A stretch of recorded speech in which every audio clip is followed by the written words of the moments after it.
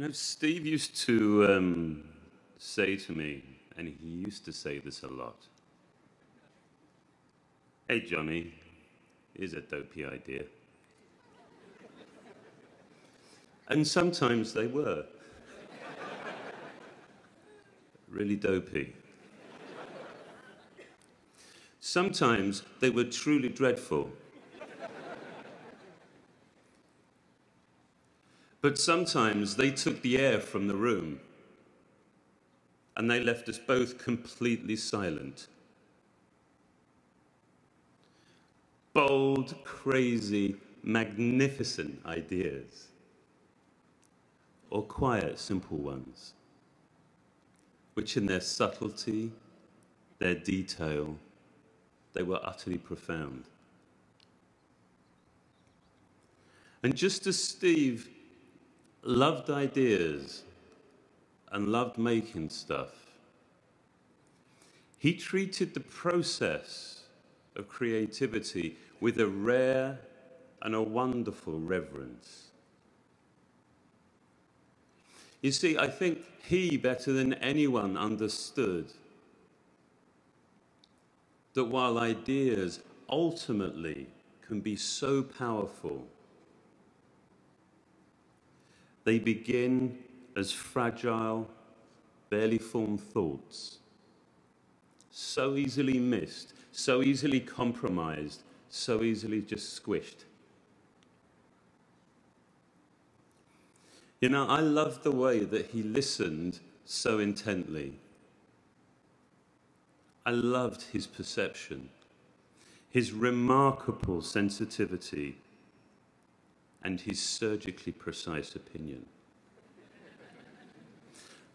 I really believe there was a beauty in how singular, how keen his insight was, even though sometimes it could sting. As I'm sure many of you know, Steve didn't confine his sense of excellence to making products. You know, when we traveled together, we would check in, and I'd go up to my room, and I'd leave my bags very neatly by the door, and I wouldn't unpack.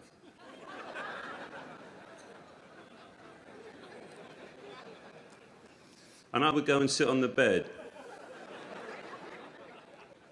I would go and sit on the bed next to the phone. And I would wait for the inevitable phone call. "Hey, Johnny, this hotel sucks. Let's go."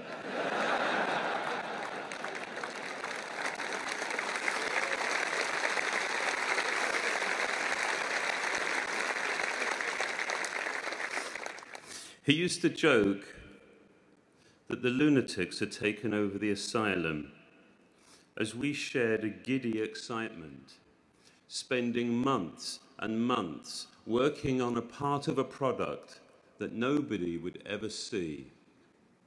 Well, not with their eyes.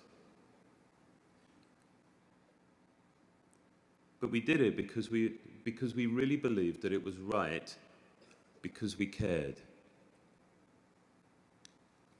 He believed that there was a gravity, almost a sense of civic responsibility, to care way beyond any sort of functional imperative.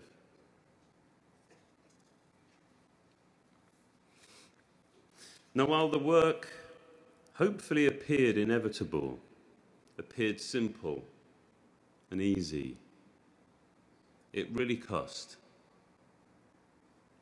It cost us all, didn't it? But you know what? It cost him most. He cared the most. He worried the most deeply. He constantly questioned, is this good enough? Is this right?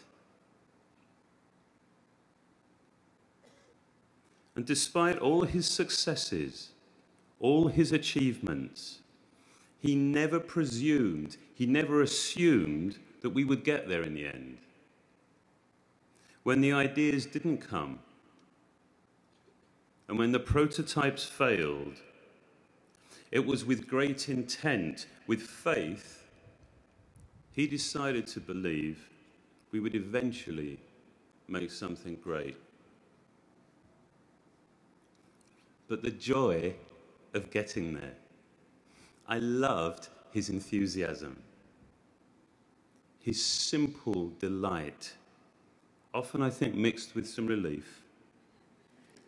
But that, yeah, we got there in the end, and it was good. You can see his smile, can't you? The celebration of making something great for everybody. Enjoying the defeat of cynicism. The rejection of reason. The rejection of being told 100 times you can't do that. So his, I think, was a victory for beauty, for purity, and as he would say, for giving a damn. He was my closest and my most loyal friend. We worked together for nearly 15 years, and he still laughed at the way I said aluminium.